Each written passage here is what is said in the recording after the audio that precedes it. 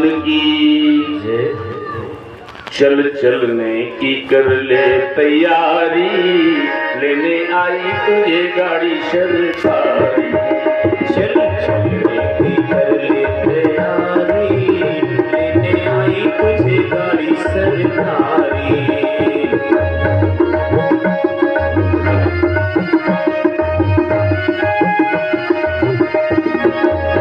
चल समय आ गया तेरा, चल समय आ गया तेरा, अब छोड़ ये रैन बसेरा। अब छोड़ ये रैन बसेरा, अब छोड़ ये रैन बसेरा। अब छोड़ ये रैन बसेरा। अब तो आ गई है तेरी बारी, लेने आई तुझे गाड़ी सरकारी। अब तो आ गई है तेरी बारी, लेने आई तुझे गाड़ी सरकारी। चल चलने की कर ले तैयारी, लेने आई तुझे गाड़ी सरकारी।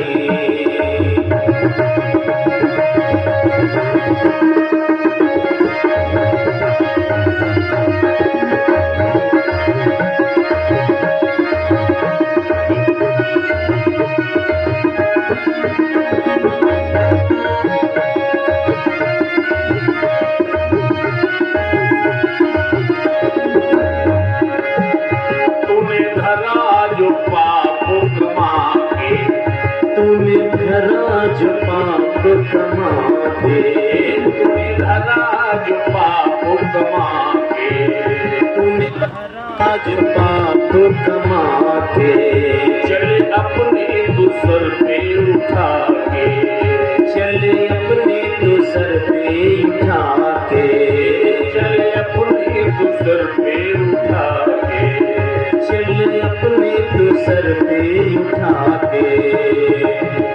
तेरे पापों की गठरी है भारी, जय हो। तेरे पापों की गठरी है भारी, लेने आई तुझे गाड़ी सरकारी। तेरे पापों की गठरी है भारी, लेने आई तुझे गाड़ी सरकारी। तेरे पापों की गठरी है भारी, लेने आई तुझे गाड़ी सरकारी। चल चलने की कर ले तैयारी, लेने आई तुझे गाड़ी सरकारी।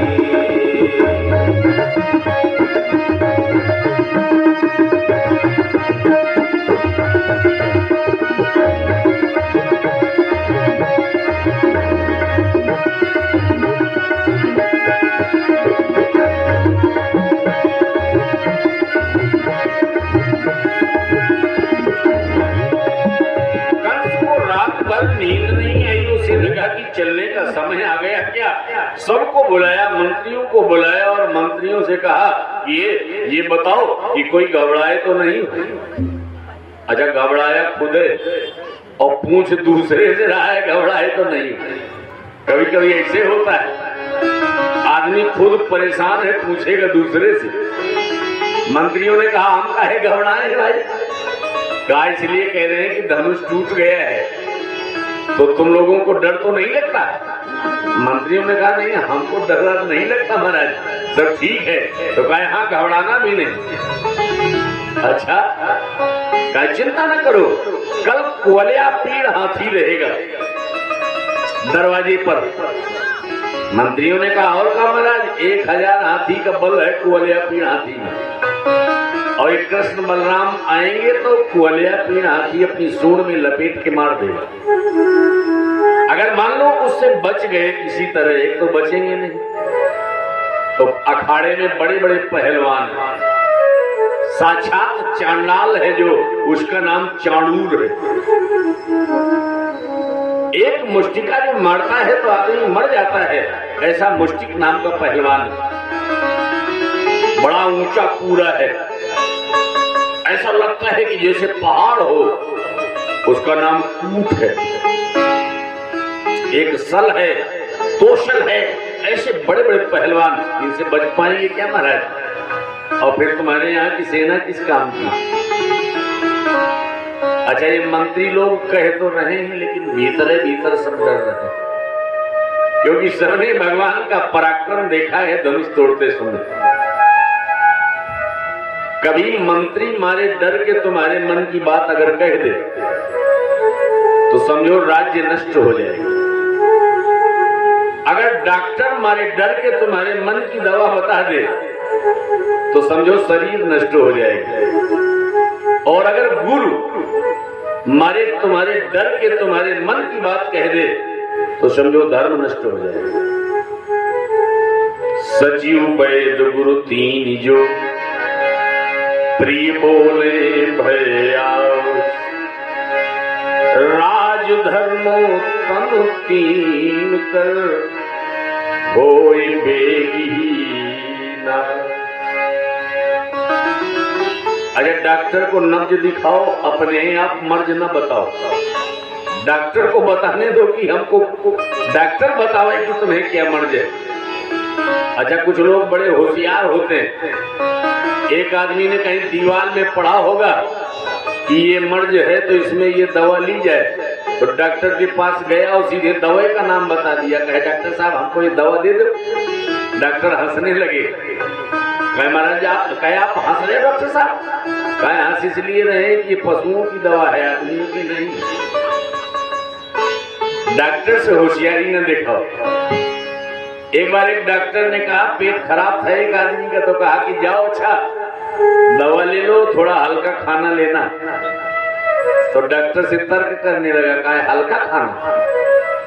अच्छा, तो हल्का ऐसे मान लो कि जैसे पानी में मिट्टी डालो तो मिट्टी नीचे बैठ जाती है, तो मिट्टी पानी से भारी है, यानी मिट्टी से हल्का पानी हो गया।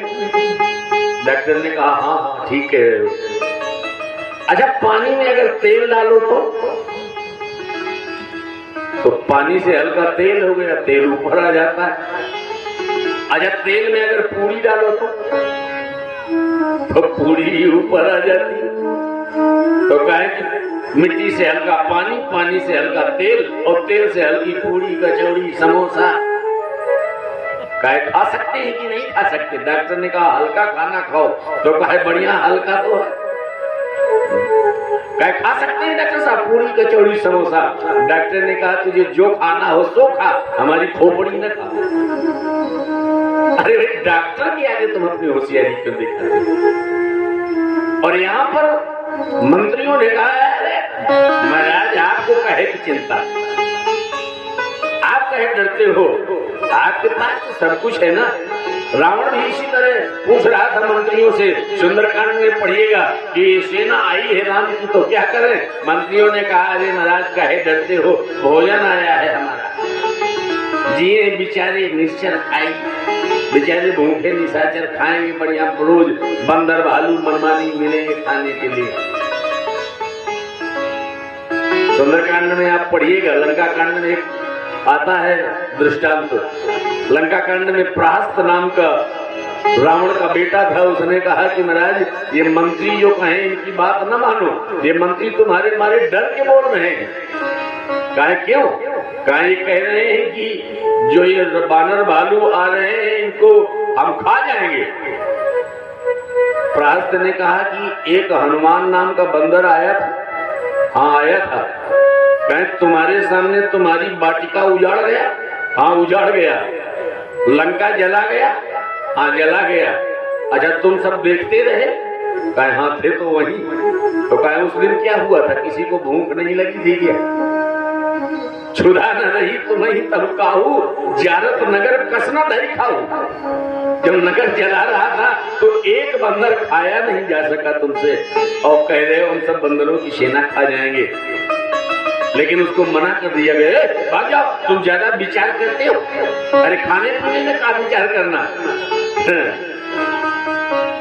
प्रहस्त ने कहा खाने पीने में तो विचार करना चाहिए कि क्या खाएं क्या ना खाएं। तो राक्षसों ने कहा जो खाने पीने में विचार करे तो फिर वो राक्षस कैसा। तो आप समझ सकते हो राक्षस लोग खाने पीने में विचार नहीं करते। खैर यहाँ पर ही स्थिति वही घबराया हुआ कंस पूछता है मंत्रियों से कि कोई घबरा तो नहीं रहे हो? मंत्रियों ने कहा हम नहीं घबरा रहे महाराज, सब व्यवस्था है। तो कहा ठीक सवेरे व्यवस्था करो, अखाड़े की व्यवस्था करो, 1000 हाथियों के बलशाली कोलियापीर हाथी की व्यवस्था करो। अच्छा, दरवाजे पे पहले हाथी लगाया जाता था, मुख्य द्वार पे खड़ा किया जाता था। पहले बारात आती थी तो बारात के साथ हाथी आया करता था, बहुत पहले की बात है। और दूल्हे से पहले हाथी का पूजन किया जाता था, क्योंकि हाथी को हमारे यहाँ गणेश जी का प्रतीक माना जाता है, शुभ माना जाता है। हाथी की एक विशेषता भी होती है, हाथी जिस गली से गुजरता है, जहां से गुजरता है, तो सब लोग गणेश जी समझ के हाथ जोड़ते हैं। अच्छा, बहुत लोग गणेश जी समझ करके हाथ जोड़ते हैं कि जय हो गणेश जी, जय हो गणेश जी कहते हैं। लेकिन विडंबना ये है कि जहाँ एक और बहुत से लोग हाथी के हाथ जोड़े खड़े होते हैं, वहीं गांव भर के कुत्ते हाथी के पीछे भौंकते रहते हैं। अच्छा, इन कुत्तों से पूछा जाए कि तुम्हारी हाथी से क्या दुश्मनी, तुम्हारा बराबरी का कोई मामला भी नहीं है, तुम काहे हाथी के पीछे पड़े हो, काहे भूख रहे हो? अच्छा, एक बात और है, इन कुत्तों की इतनी हिम्मत नहीं कि आगे आके भूख लें, आगे आके भूखते नहीं और पीछे से भूखना बंद करते नहीं। लेकिन हाथी को देखो, हाँ, अगर इन कुत्तों से कोई पूछे कि तुम काहे उसके पीछे पड़े हो, हाथी के काहे भूख रहे हो, तो शायद कुत्ते यही हमसे कहते कि हमको हाथी से परेशानी नहीं है। तो फिर काहे भूख रहे हो? कहा इसके आगे जो हाथ जोड़े खड़े हैं उनसे परेशानी है, इसलिए भूख रहे हैं। लेकिन हाथी तो मस्त चला जाता है। हाथी ने आज तक किसी के जुड़े हुए हाथ देख करके कभी अपने रास्ते को रोका नहीं। हाथी किसी के जुड़े हुए हाथ देख करके रुका नहीं और कभी मुड़ के कुत्तों को देखा नहीं। हाथी मस्त चला जाता है, और जो मस्त चला जाए वही तो हाथी है, वही तो गजराज है। हम भी चले मस्त। भक्त हमेशा मस्त रहता है। तमाम लोग, जब आपका नाम बढ़ने लगता है तो बहुत लोग निंदक बन जाते हैं और बहुत लोग स्तुति करते हैं। लेकिन ये सनातन धर्म का हाथी, इसकी चाहे कोई निंदा करे और चाहे स्तुति करे, ये कभी स्तुति करने वालों के सामने रुका नहीं और निंदा करने वालों को मुड़ के देखा नहीं। निंदा स्तुति उभय सम, ममता मम पद करी। जिसके जीवन में निंदा और स्तुति बराबर हो, चाहे कोई गाली दे और चाहे कोई हाथ जोड़े, संत का यही स्वभाव है, इसलिए हाथी पूजनीय है। हम तो हमारी मस्ती में, हाथी मस्त चलता है, हम तो हमारी मस्ती में झूमते चले, हमारी मस्ती में झूमते चले, हम तो हमारी मस्ती में झूमते चले, हम तो हमारी मस्ती में झूमते चले।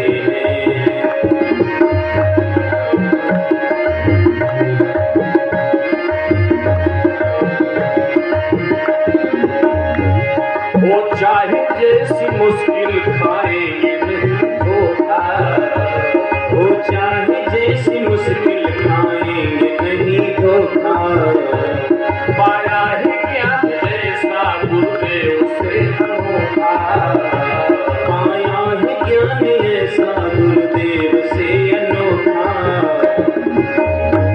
रास्ता मिला है पक्का, रास्ता मिला है पक्का, हम दौड़ते चले, रास्ता मिला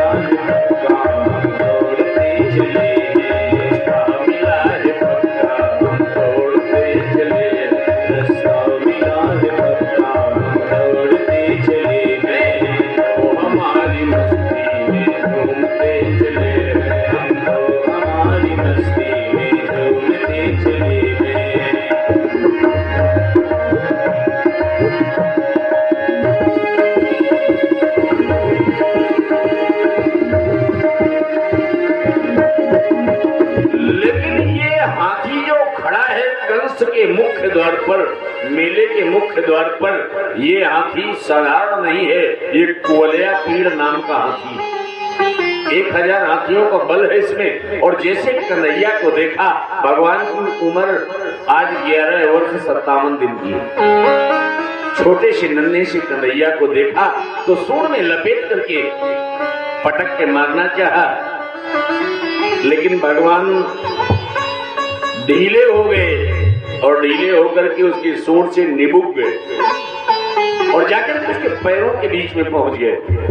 हाथी चाहे जितना बड़ा बलवान होता हो, लेकिन हाथी मुड़ के नहीं देख पाता, गर्दन इतनी मोटी होती है।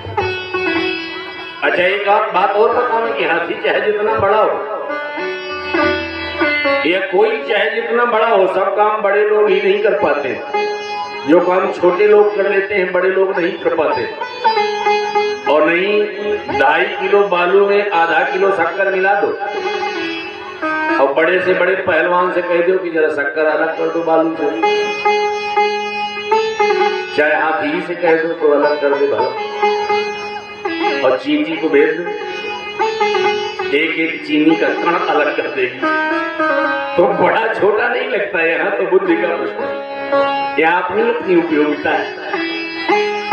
हाथी बलवान है, लेकिन भगवान पैरों के बीच में आए और पीछे के पैरों की ओर जाकर के पूंछ को पकड़ करके 18 हाथ पीछे घसीटा। और जब घसीटा तो पूरी ताकत लगा दी हाथी ने, अरे हमको घसीट कौन रहा है। और जब आगे की ओर ताकत लगाई तो भगवान ने पूंछ छोड़ दिया, और जो पूंछ छोड़ा तो आगे मुंह के बल गिरा, दांत टूट गए। और वही दांत ले लिया कृष्ण बलराम ने, हाथी के दांत, और उसी दांत से उसको मारा। और भगवान ने एक घूंसा मस्तक पर प्रहार किया। कुवलया पीड़ हाथी धड़ाम से गिरा। बोले गोविंद भगवान की जय। हाहाकार मच गया, कुवलया पीड़ हाथी मारा गया। कंस ने कहा, पहलवानों सावधान। जैसे ही कृष्ण बलराम आवे, एक चाणूर, एक मुष्टिक पकड़ लेना। और चाणूर मुष्टिक बिल्कुल तैयार। और जैसे ही कन्हैया है, चाणूर में ललकारा, आओ हमसे युद्ध करो। कन्हैया ने कहा, मामा जी जोड़ हमारी तुम्हारी नहीं मिलती, हम तो छोटे हैं ना, देखो ना हम छोटे हैं और आप कितने बड़े हो। अरे दंगल में पहलवान बराबर के हो तो अच्छा लगता है ना।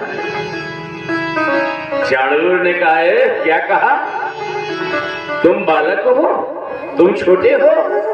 अरे 6 दिन में जिसने पूतना का वध कर दिया हो, 1 वर्ष में जिसने तृणावर्त को मार दिया हो, 6 वर्ष की आयु में जिसने प्रलंबासुर को मार दिया हो, 7 वर्ष की आयु में जिसने 7 कोस के गोवर्धन को 7 दिन तक उंगली में उठाया हो, और अभी अभी जिसने 1000 हाथियों के बल वाले कुवलया पीड़ हाथी को मारा हो, वो बालक नहीं हो सकता।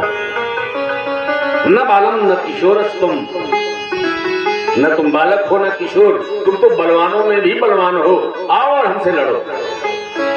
कन्हैया ने कहा, तो हम ये थोड़े कहें कि हम लड़ नहीं सकते, हम तो ये कह रहे थे कि हमारी तुम्हारी जोड़ थोड़ा कम मिल रही है, लेकिन लड़ना ही चाहते हो तो आ जाओ। अच्छा, इधर मुष्टिक ने ललकारा।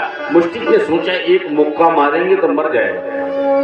तो बलराम ने कहा, कन्हैया मुष्टिक से हम बैठते हैं और चाणूर से तुम बैठ जाओ। तो चाणूर से कन्हैया और मुष्टिक से बलराम जी भिड़े। इसके पहले कि मुष्टिक मुक्का मारता, बलराम जी ने एक मुक्का मारा तो जमीन पर गिर गया।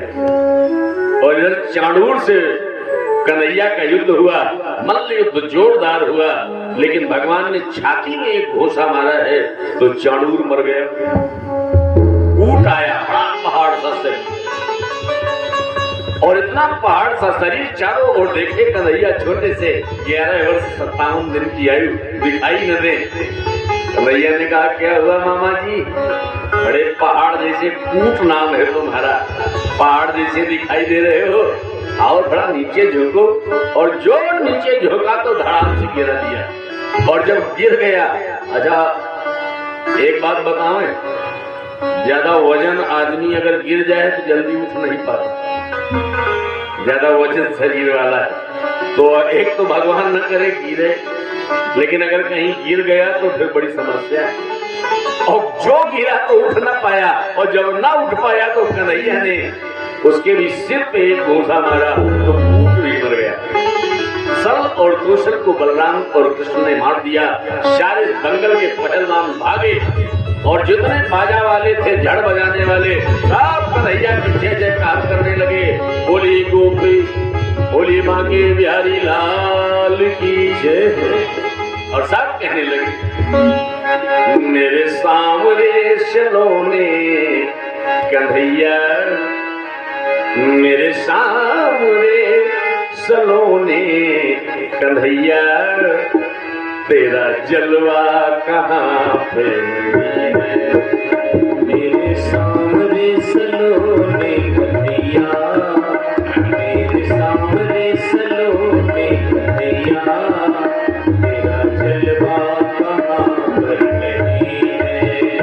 मेरे सांवरे सलोने कन्हैया, तेरा जलवा कहाँ पर नहीं है।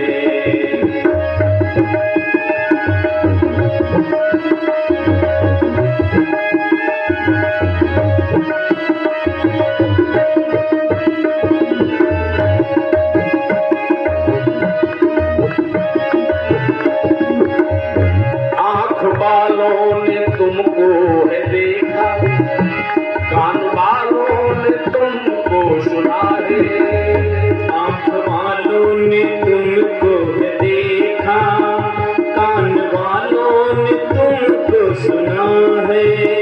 अच्छा, आंखें कान तो सबके, श्रवण नयन मुख नासिका सबके एक ही ठोर, लेकिन हसनी मिलनी चितवनी चलनी भक्तन की कछु और। मेरे भगवान को निहारने के लिए प्रेम भरी आंख चाहिए। आंख वालों ने तुमको है देखा, कान वालों ने तुमको सुना है। आँख वालों ने तुमको है देखा, कान वालों ने तुमको सुना है। कान वालों ने तुमको सुना है। तेरा दर्शन उन्हीं को हुआ है, तेरा दर्शन उन्हीं को हुआ है, जिनकी आंखों में पर्दा है। तेरा दर्शन उन्हीं को हुआ है, तेरा दर्शन उन्हीं को हुआ है, जिनकी आँखों में पर्दा नहीं है। तेरा दर्शन उन्हीं को हुआ है, जिनकी आँखों में पर्दा नहीं है।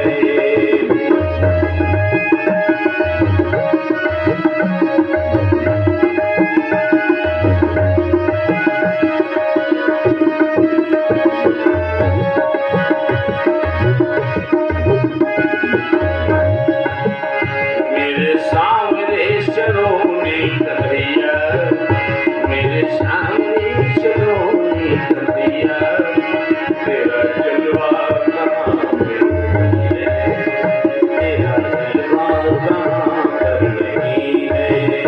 मेरे सांवरे सलोने कन्हैया, मेरे सांवरे सलोने कन्हैया, तेरा जलवा कहाँ पर नहीं है। तेरा जलवा कहाँ पर नहीं है। तेरा जलवा कहाँ पर नहीं है। बोले मांगी बिहारी लाल की जय हो। जय जयकार होने लगी, जड़ बजने लगी और दंगल में कृष्ण बलराम की जय जयकार होने लगी। जितने शेष पहलवान थे भाग गए हमारे डर के। कन्हैया से कहा हम तुमसे लड़ना नहीं चाहते थे, कंस की नौकरी कर रहे थे तो लड़ने आना पड़ा। कन्हैया ने कहा भाग जाओ, हम तुमको न मारेंगे। कंस ने कहा हमारे पहलवान मर गए और तुम जड़ बजा रहे हो, तुम ये जय जयकार कर रहे हो, बंद कराओ ये बाजा वाजा। और बाजे बंद करा दिए। कन्हैया ने देखा जिस समय, आज भगवान को अलग अलग दृष्टि से देखा है। मल्ला नाम सिंह नाम नरवर, स्त्रीणाम स्मरो मूर्तिमान। मल्लों को ऐसा लगा कि जैसे कोई बहुत बड़े पहलवान आ गए हैं। स्त्रियों ने देखा तो उनको लगा कि जैसे भगवान की मूर्ति सामने खड़ी। गोपानाम स्वजनम सताम छित्तुजा रंगम गतः शाग्रज। गोपों को लगा, गोप कुमारों को लगा कि हमारे भगवान आ गए। अपने लोगों को लगा कि जैसे कोई संबंधी आ गए। और मृत्यु बहुत फटे विराट विदुषाम, बहुत राजकंस को लगा कि मेरी मृत्यु आ गई। और जो विराट स्वरूप के साधक हैं उनको ऐसा लगा कि भगवान का वह स्वरूप आ गया जो तत्वमसि है, तत्व ज्ञान करने वाला स्वरूप आ गया। और आप राम कथा में भी देखोगे, राम जी जिस समय मिथिलापुर गए थे तो ऐसे अलग अलग रूपों में सबने देखा। गोस्वामी जी ने लिखा तो सब अलग अलग है कि दुष्टों को कैसे दिखे, भक्तों को कैसे दिखे, साधकों को कैसे दिखे, लेकिन एक चौपाई में लिख दिया था, जाके रही भावना जैसी, जाके रही भावना जैसी, जाके रही भावना जैसी, जाके रही भावना।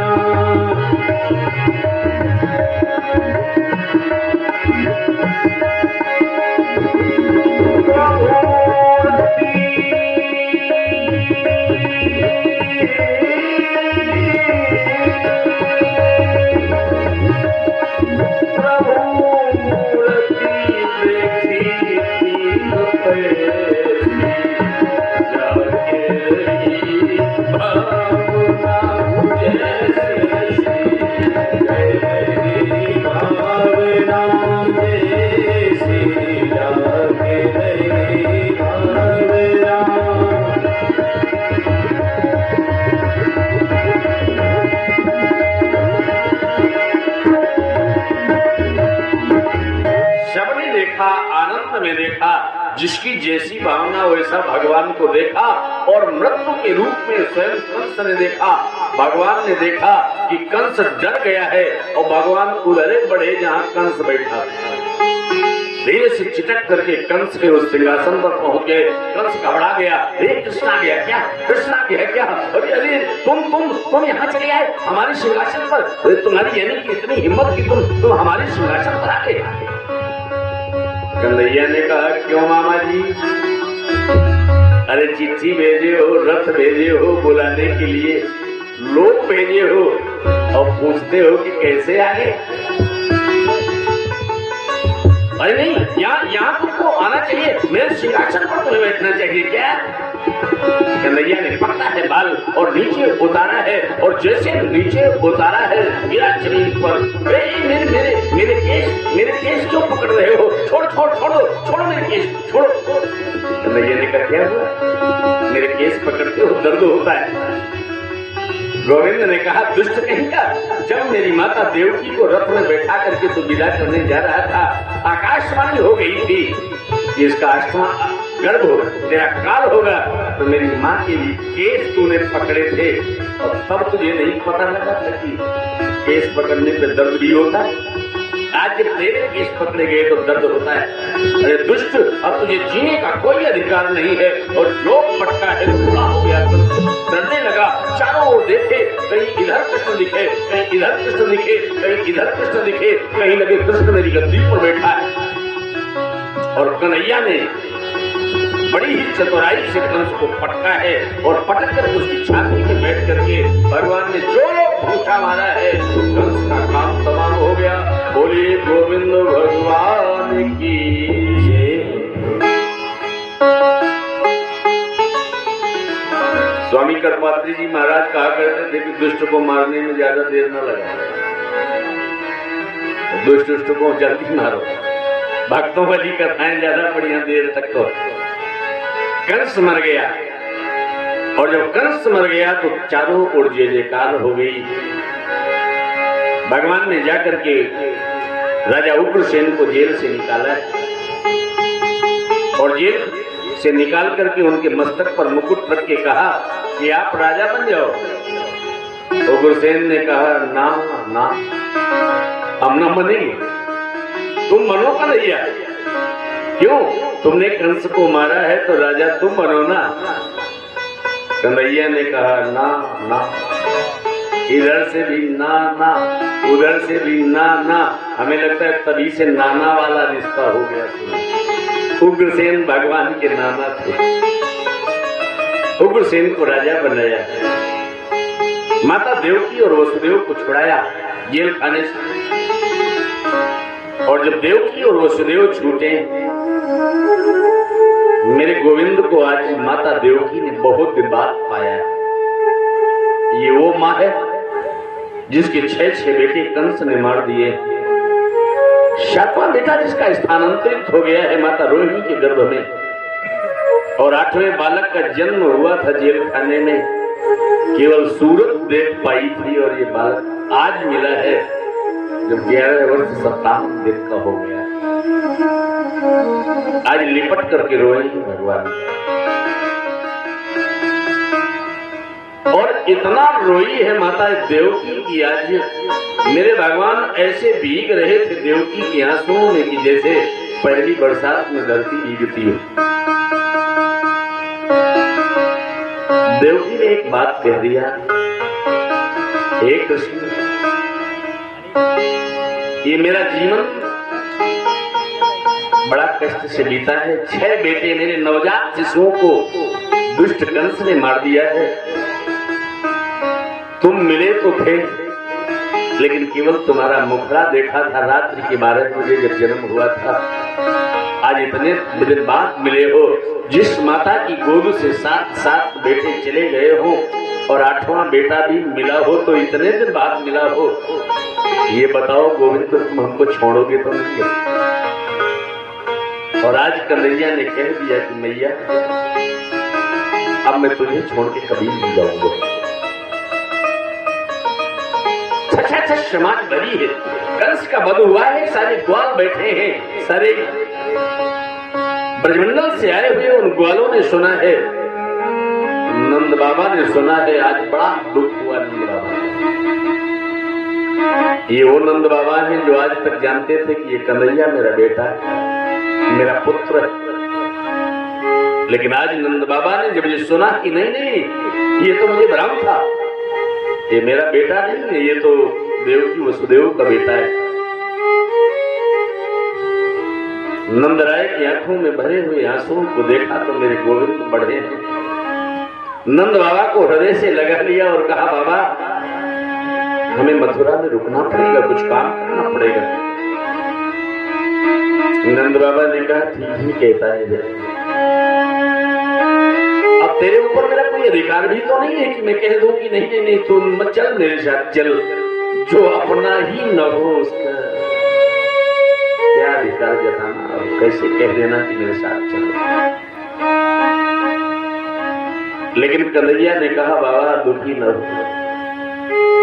केवल जन्म देने वाले ही माता पिता नहीं होते। माता पिता तो वो भी हैं जो बच्चे का पालन पोषण करते हैं।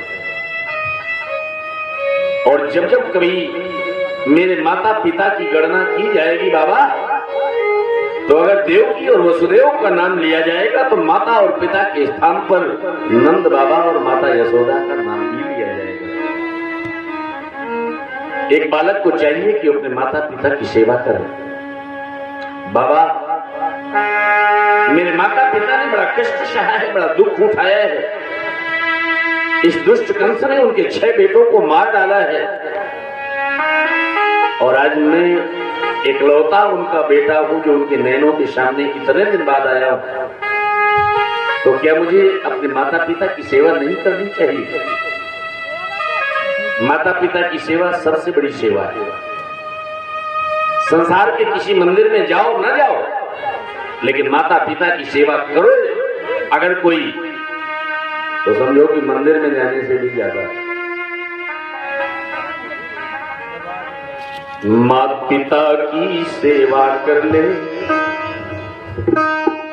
माता पिता की सेवा कर ले, खुशियों से झोली भर ले, समझ मेरे राम यही है, समझ मेरे राम यही है।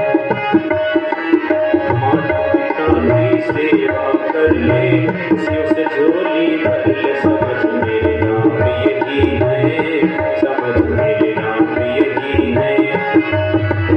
माता पिता की सेवा कर ले, खुशियों से झोली भर ले, समझ मेरे राम यही है, समझ मेरे राम यही है।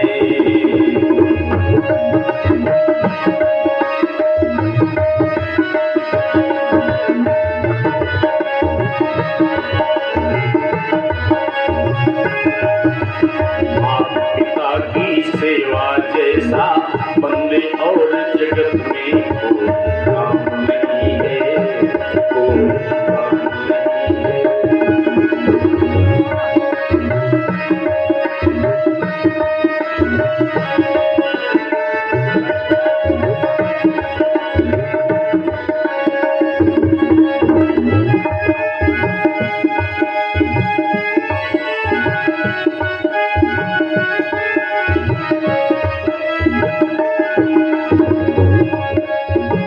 घर एक मंदिर है,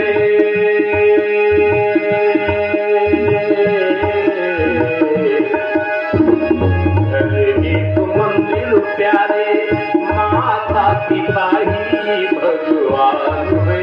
ओ घर एक मंदिर प्यारे,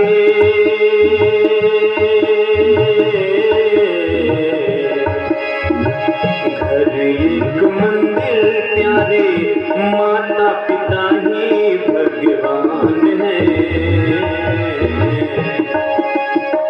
जो भी न समझे इनको,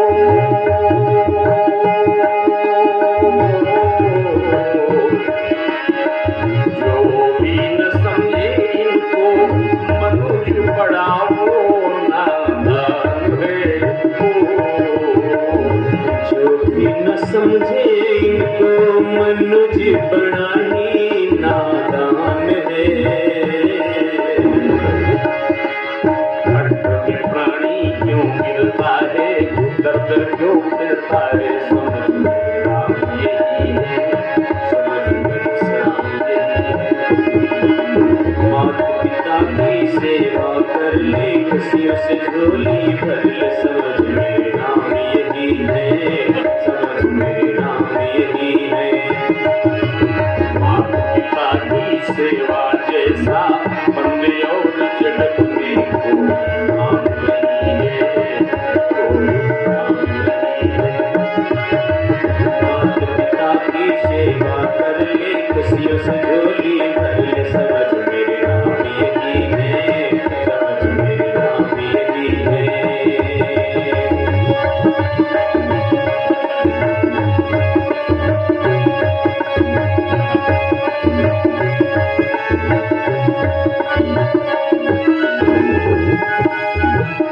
भगवान ने कहा, हे बाबा, इन ब्रजवासियों को लेकर के आप ब्रजमंडल में जाओ, मथुरा की कुछ कार्य हम संभाल लें। और भगवान का 11 वर्ष की आयु में यज्ञोपवीत संस्कार किया गया। आज अक्षय तृतीया में हमारे बीच में तिवारी जी के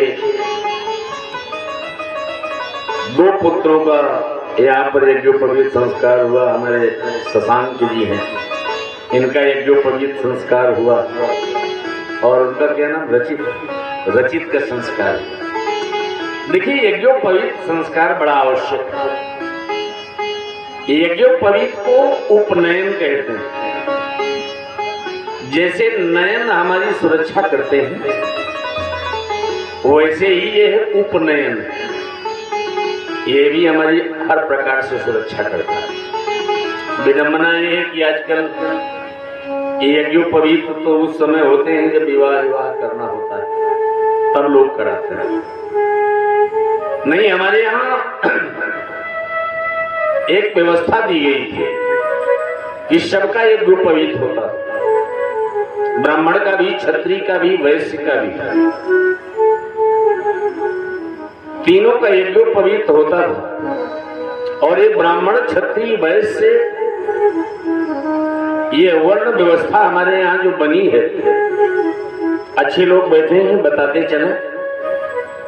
वेद की एक ऋचा है जिसमें लिखा है सदा चरणे निरतर। एक समाज ने इसका अर्थ निकाला कि सत्य आचरणे निरतर, सत्य का आचरण करो। और जिन लोगों ने इस वेद की ऋचा का इन वर्णों का, वर्ण माने शब्द होता है, अक्षर होता है, तो जिन्होंने इन वर्णों का अर्थ निकाला कि सत्य आचरणे निरतर, तो ऐसे लोगों को ब्राह्मण वर्ण वाला कहा गया। कुछ लोग और थे, उन्होंने इसका दूसरा अर्थ निकाला। उन्होंने इसका अर्थ निकाला कि सदाचार रणे निरतर, देश की रक्षा के लिए युद्ध में अपने आप को बलिदान कर दो, रणे निरतर। तो ऐसे लोगों को क्षत्रिय वर्ण का व्यक्ति कहा गया। तीसरे लोगों ने कहा सदाचर, चर माने विचरण होता है, हमेशा घूमते फिरते रहो, व्यापार करते रहो, या यूं और कह दे सुधार के कि सदा विचरणे निरतर, विचरण करके अपना पेट पालो, ऐसे लोगों को वैश्य कहा गया। और कुछ लोग ऐसे थे जिन्होंने अर्थ निकाला कि सदा चरणे निरतर, हमेशा भगवान के चरणों में रत रहो, ऐसे वर्ण को शूद्र वर्ण कहा गया। अच्छा, जो चरण में निरत रहेगा, जो चरणों की सेवा करेगा, जो सेवक होगा, उसमें कभी न कभी अशुद्धियां भी हो जाती है सेवक के पास, क्योंकि सेवक को सेवा में अच्छा बुरा सब उठाना धरना पड़ता है। तो यज्ञोपवीत का नियम केवल 3 लोगों के लिए ही रखा गया, ब्राह्मण क्षत्रिय वैश्य के लिए। क्योंकि सेवक अशुद्ध हो जाते हैं सेवा में, इस कारण से उनको यज्ञोपवीत की बात नहीं कही गई। और जो लोग यज्ञोपवीत धारण करें उन्हीं को गायत्री पढ़ने का अधिकार है। ब्राह्मण का यज्ञोपवीत 5 साल से 7 साल की अवस्था में हो जाना चाहिए। क्षत्रिय का यज्ञोपवीत 9 वर्ष तक हो जाना चाहिए और वैश्य का यज्ञोपवीत 13 वर्ष की आयु में होना चाहिए। एक बात और बता दें कि जब तक आपका यज्ञोपवीत नहीं है कंधेरे, तब तक आप गायत्री पढ़ेंगे तो उसका कोई फल नहीं। पहले के समय में आपका यज्ञोपवीत हुआ है तो आपको एक यज्ञोपवीत पहनाया जाएगा, विवाह होगा तो एक और पहना दिया जाएगा, तब जोड़े के साथ हो जाओगे। इसकी भी एक बात बताते चले बढ़िया, आज यज्ञोपवीत हुआ है तो चर्चा हो जाए। हमारे यहाँ पहले माताएं भी यज्ञोपवीत पहना करती थी, ये भी जनेऊ धारण किया करती थी। लेकिन एक बार इंद्र के गुरुदेव जो बृहस्पति जी थे वो नाराज होकर के चले गए। इंद्र ने बहुत ढूंढा तो जब बृहस्पति जी न मिले तो उन्होंने त्वष्टा के 2 पुत्र थे, त्वष्टा दैत्य थे ब्राह्मण भी, लेकिन उनके 2 पुत्र थे, एक सन्निवेश और एक विश्वरूप। तो विश्वरूप को अपना गुरु स्वीकार कर लिया, विश्वरूप गुरु बन गए और नारायण कवच का उपदेश दिया तो इंद्र बड़ा प्रसन्न हो गए। लेकिन विश्वरूप चूंकि जब यज्ञ कराते थे तो सामने तो कहते थे कि इंद्राय स्वाहा, लेकिन चुपके से राक्षसों को भी आहुति दे देते थे। और जब चुपके से राक्षसों को आहुति दे तो इंद्र को लगा कि हमारे शत्रुओं को बढ़ा रहे हैं, तो गुस्सा आई। तो 3 सिर थे,